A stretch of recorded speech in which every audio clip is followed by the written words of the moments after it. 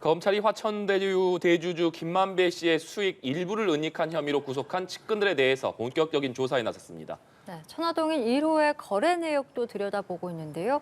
오늘 서정욱 변호사, 이승훈 변호사와 함께 자세한 내용들 짚어보도록 하겠습니다. 어서 오시죠. 어서 오십시오. 안녕하세요. 네. 대장동 의혹 사건의 키맨으로 꼽히고 있습니다. 김만배 씨의 최측근 화천대유 공동대표인 이한성 씨 그리고 쌍방울그룹 전 부회장인 최우양 씨가 구속이 됐고 주말에 소환 조사를 받았습니다. 두 사람은 대장동 개발 수익 260억 원을 숨기는 데 조력한 혐의를 받고 있는 상황 아니겠습니까? 260억 플러스 이제 이거 알파죠. 좀 더 추가가 있는 걸로 보이고요. 제명은 이제 범죄 수익 은닉은 5년 이하의 징역입니다. 네. 상당히 중죄이기 때문에 구속이 됐고요. 이한성 씨는요. 이한성 씨는 이제 그 이화영 의원의 보좌관이 했습니다. 그리고 이제 그 성균관 때 그 1년 후배예요. 김만배 씨도 성균관대 나왔죠. 결국 이제 그 성균관대학교 동문들이고 이화영이 1년 후배고요. 근데 이분이 이제 그 천화동인 1호의 사내이사 하면서 이제 또 화천대유의 공동 대표까지 한 이런 분이고. 그다음에 두 번째 그 최우양 씨는 어떤 분이냐? 이분은 이제 그 소위 조폭 출신인데 영어를 이게 그 교도소에 좀 잘한다. 물론 생활 영어를 하지만 그래가지고 이제 쌍방울의 그 대외 사업을 총괄하다가 나중에 그 부회장까지 올랐고 옛날에 김만배 씨 영장이 한 번 기각됐을 때 헬멧맨 있잖아요. 네. 이걸로 이게 유명한 이게 최우양 씨입니다. 근데 검찰에서 볼 때는 이제 그 천화동의 1호의 그 배당금이 이한성 씨한테 흘러간 거. 또는 이제 그 천화동의 1호의 돈과 그다음에 화천대의 돈이 최우양 씨한테 흘러간 거 한 80억 됩니다. 이런 이제 그 총 자금을 지금 여기 쫓고 있고 그것 때문에 영장이 발부된 이런 사안입니다. 네. 지난해 10월에 김만배 씨가 화천대유로부터 받은 배당금 423억 원을 받자마자 220억 원가량 정도를 모처로 송금했다라는 사실도 알려졌는데 이번에 은닉한 것으로 알려진 260억 원에 이 중 일부가 좀 포함된 것으로 전해지고 있어요. 네, 그렇습니다. 일부는 좀 포함됐을 것으로 보여지고요. 다만 좀 검찰이 수사를 좀 신속하게 했으면 좋겠어요. 너무 오래 끌고 있기 때문에 김만배 씨가 극단적인 선택을 하는 이런 상황이 발생하지 않습니까? 수사가 너무 길어지면 이건 또 다른 형태의 어떤 진술 강요가 될 수 있기 때문에 이 부분은 검찰이 좀 유념해야 될 것 같고요. 다만 지금 정진상 씨에 대해서 2013년도부터 2020년까지 한 8년간 2억 4천 뇌물을 받았다고 기소를 하지 않았습니까? 그리고 김용 부원장에 대해서도 결과적으로는 한 6억 정도를 사용한 것으로 검찰은 주장하고 있는데 그러면 합쳐봤자 8억밖에 안 되는데 지금 260억을 은닉했다는 거잖아요. 검찰 주장에 따르면. 그러면 이 돈이 어디에 사용됐는지 이재명 측에게 다 428억 약속했다고 했는데 정작 전달됐다고 주장하는 액수는 얼마 안 되는데 그 이 많은 돈들이 어디로 갔는지 정말 50억 클럽 사람들에게 간 것인지 아니면 또 다른 어떤 범죄 혐의점이 있는지 검찰이 이재명 측만 수사하지 말고 돈의 흐름을 쫓아서 잘잘못을 좀 잡아줬으면 좋겠다 이런 생각이 듭니다. 네. 검찰이 돈의 흐름을 좀 제대로 쫓아줬으면 좋겠다 이렇게 말씀하셨거든요. 이 부분은 좀 어떻게 보고 계십니까? 저도 이게 전적으로 공감하는데 누가 이게 지원했습니까? 오히려 이제 그 문재인 정권 때 그때 검찰 있잖아요. 중앙지검장은 이제 이정수죠. 그다음에 그 4차장이 수사 책임자가 김태훈입니다. 차장검사. 이분들이 수사를 이게 거의 안 했잖아요. 그래가지고 이게 모든 걸 유동규 책임으로 해가지고 기소를 해버렸지 않습니까? 따라서는 검찰 수사가 늦어진 거는 전 정권 때 검찰 책임이 크다. 이 말씀을 드리고요. 그리고 이제 그 두 번째 김만배 씨가 마치 이게 극단적인 선택 뭐 이야기를 하시는데 저는 그래 안 봅니다. 단순하게 그냥 자해 소동, 자살 소동이 아니고 자해 소동. 뭐냐면 이게 진짜 극단적인 선택은요. 유한기 씨나 김문기 씨, 그다음에 옛날에 뭐 노회찬, 박원순 시장 이런 분들이죠. 김만배 씨는 이게 이번에 뭐 유서가 있는 것도 아니고 저는 유동규도 마찬가지예요. 그냥 이게 경고 의미로 또는 이제 이번화가 구속 면하려고 극단적 선택 그냥 언론에 퍼뜨린 거지 실제 시도한 건 아니거든요. 이번에 김만배 씨가 뭐 유서를 쓴 것도 아니고 그리고 이제 뭐 상태가 부인은 좀 심각하다 하지만 검찰에서는 그 정도는 아니다 이렇게 지금 보고 있거든요. 따라 저는 이번에 그 김만배 씨도 그냥 자해 소동 정도로 어떤 경고 메시지 보여주기 이런 게 의미로 봐야 된다 이렇게 보이고 지금 이제 그 검찰이 제대로 이제 쫓고 있는 거죠. 자금 흐름. 지금 이게 이재명 측에 뭐 정진상이나 김용은 저는 빙산의 일각이다. 빙산의 일각. 이게 다가 아닙니다. 지금 드러난 게 뭐 2억 4천이고 김용 뭐 6억 8억이지 이게 다라는 증거가 어딨냐 말이에요. 앞으로 이제 그 자금 추적하다 보면 얼마든지 다른 게 많이 나올 수 있다 봅니다. 그런데 윤석열 정부 검찰 들어서 벌써 6개월째 수사거든요. 그리고 문재인 정부 때에도 윤석열 대통령이 검찰총장이었기 때문에 사실상 1년 이상을 지금 수사하고 있는 거예요. 이게 이제 피고인들이 어떨 때 가장 괴롭냐면 수사를 받는 것은 상관없습니다만 수사가 1년 이상 넘어가면 멘탈이 그냥 무너져요. 그런데다가 지금 뭐 윤석열 정부 들어서서 이 수사가 언제 끝날지 모른다는 거잖아요. 그럼 도대체 기후재식 수사라고 하는데 뭐 나올 때까지 계속 2년이고 3년이고 수사할 겁니까? 그러면 재판받는 과정에서 수사가 이루어지는 것이기 때문에 재판이라든가 진술들이 왜곡될 가능성이 굉장히 높아요. 그래서 끝나지 않는 수사는 사실상 헌법상 진술 거부권이 있는데 진술 거부권을 형용화시키는 거예요. 그래서 굉장히 잘못됐다는 거고 또한 김만배 씨가 그러면 허위 진술이라도 해줘야 되냐라고 하는 취지 얘기를 했다는 거잖아요. 아니 재산도 몰수하겠다. 지인들도 구속시키겠다. 그래서 저는 이 구속이 됐는데 진술이 안 나올 경우에는 또 별건의 별별건으로 또 조사를 할 수 있기 때문에 결과적으로 이게 잘못하다간 진술 강요의 성격으로 넘어갈 수 있다고 생각되고요.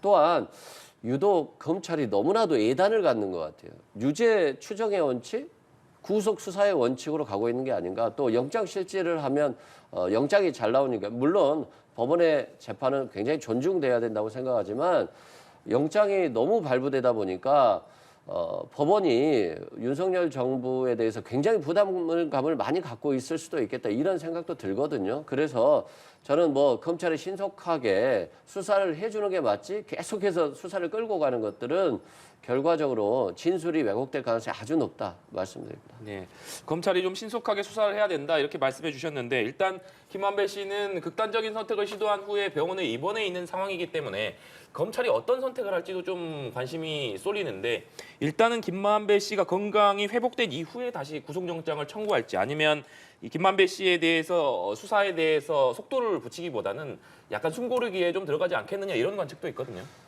약간 숨고르기를 할 것 같아요. 왜냐하면 지금 유동규, 남욱 씨가 다 나와 있잖아요. 그리고 여기에서 윤석열 정부의 검찰이 원하는 진술들을 다 해주고 있거든요. 그런데 이 상황에서 김만배 씨를 구속시킨다라고 하면 아무래도 좀 정치 탄압 또는 형평성에 어긋난다 이런 논란이 있을 수 있기 때문에 조금은 좀 늦춰질 것 같고 두 번째로는 검찰발 뉴스가 아직 안 나와요. 정진상 씨나 유동규 본부장 구속시킬 때는 계속해서 검찰발 뉴스들이 나왔거든. 김용 부원장 때도. 근데 이런 이재명 대표가 관련됐다는 또는 자금으로에서 뭔가가 나왔다는 것들이 없기 때문에 이건 검찰의 수사가 아직 미진할 수도 있고 또는 수사를 좀 하고 있으면서도 일부러 공개를 하지 않으면서 시간을 끌 가능성이 굉장히 높다. 근데 이것들이 마치 타이밍을 조절하면서 어떤 정치적 위기라든가 이런 것들을 국면 정황용으로 검찰 수사 카드를 쓴다라고 한다면 이건 정치 탄압이고 왜곡이라는 말을 들을 수 있거든요. 그래서 저는 검찰이 이재명 대표에 대한 수사도 빨리 국민들께 공개하고 뭐 기소가 됐든 소환을 하든 해야 돼요. 근데 이걸 계속해서 끌고 가면서 마치 내년 총선 전략으로 이재명 대표의 사법 리스크를 부각시키는 방향으로 간다라고 한다면 굉장히 이건 정치 수사가 될 수밖에 없다는 말씀을 드립니다. 예, 뭐 김용전 민주연구원 부원장의 재판도 지금 23일부터 이제 시작이 되고 정진상 실장도 대장동 개발 비리 의혹으로 관련해서 기소가 됐기 때문에 이재명 대표의 지금 최측근이 모두 기소가 된 상황 아니겠습니까? 여기에 가족에 대한 어떤 계좌 추적까지 이어지고 있고 다음 수순은 좀 뭐라고 보십니까? 뭐 저는 이제 그 이재명 대표에 대해 수사가요 그렇게 오래 안 걸릴 겁니다. 아마 이제 예산안 처리되고요. 하면 이게 바로 저는 소환 들어간다. 지금 보십시오. 이미 그 성남 FC 사건과 관련해서 두산건설 기소를 했죠. 거기에 그 정진상과 이재명 대표가 이제 공범으로 기재가 돼 있습니다. 이재명 이름이 33번, 정진상 이름이 17번 성남 FC 사건의 공소장에 이미 나옵니다. 그리고 이제 그 김용 있죠.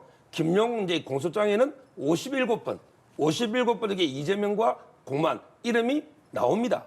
그리고 이제 그 위례 사건 있잖아요. 거기 남욱이나 정재창 씨 기소에 이재명 대표 이름이 18번 나옵니다. 그리고 이제 이번에 정진상 공장에 구속영장에는 2번 있었는데 이번에 81번 이름이 나오잖아요. 이미 모든 공소장에 이재명 대표에게 공범이다.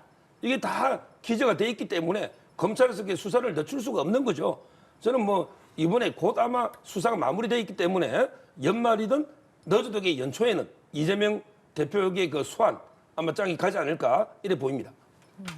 저는 이제 좀 아까도 말씀드린 다른 얘기라는 게 정진상 씨 공소장에는 이재명 대표 이름이 안 나온 걸로 알고 있어요. 지금 잘못 알고 계신 것 같고요. 그리고 저는 그렇습니다. 뭐 수사를 검찰한테 하지 말라고 한 게 아니잖아요. 검찰이 수사를 해서 빨리 끝내줘야 된다는 거예요. 1년 3개월째 수사하고 있는데 여기에 대해서 수사를 종결하지 않고 5개월, 6개월, 2년 가까이 된다라고 한다면 결국에는 민주당 수사 가지고 정치를 하자는 얘기가 될 수 있거든요. 그래서 국민들이 굉장히 피로도가 굉장히 높거든요.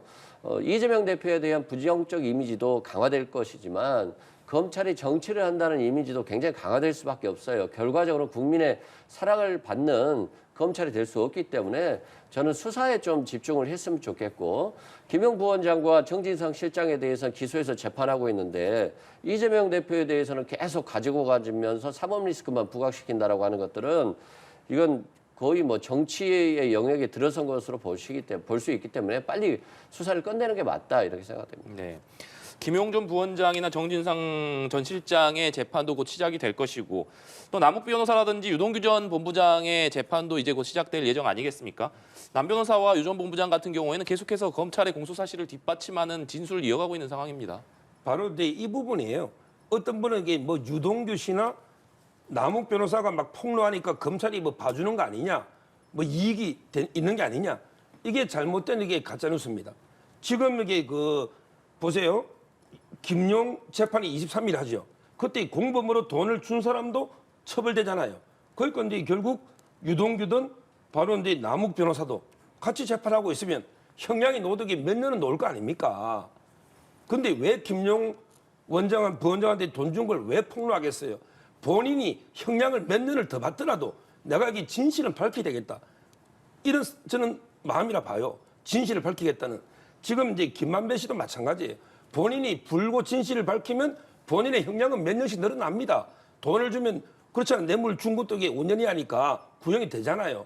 그렇지만 저는 김만배 씨도 이게 좀 이제는 진실을 밝힌다. 정의를 세운다는 차원에서 좀 진실을 밝혀달라는 제가 요구를 하는 거고 남욱 변호사나 저는 유동규 본부장의 말이 신빙성이 아주 높다는 것도 왜 그러냐면 이게 본인이 피해를 보면서 본인이 손해를 보고 형량이 높아짐에도 불구하고 밝히고 있잖아요.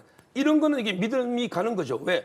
자기한테 보통은 거짓말하는 이유는 내 형을 좀 줄이고 내를 이렇게 숨기고 이러려고 이게 거짓말을 하잖아요. 근데 본인이 더 처벌받겠다 하면서 이게 진실을 밝히기 때문에 저는 신빙성이 높다는 거예요. 저는 거기에서 한 말씀 드리면 우리 서정욱 변호사님은 유죄 추정을 하고 있는 거예요. 재판도 전에 기소도 전에 유죄 추정을 하고 계시는 것 같고요. 형량이 높아질 건데 왜 남욱 변호사가 진실을 얘기하냐는데 아직 검사가 구형을 안 했어요. 재판 마지막에 구형을 하기 때문에 정말 형량이 높아질지 아니면 구형량이 줄어질지는 알 수가 없다는 말씀 드리고요. 남욱 변호사에 대해서 몰수 추징했다는 말 들어보신 적이 있어요?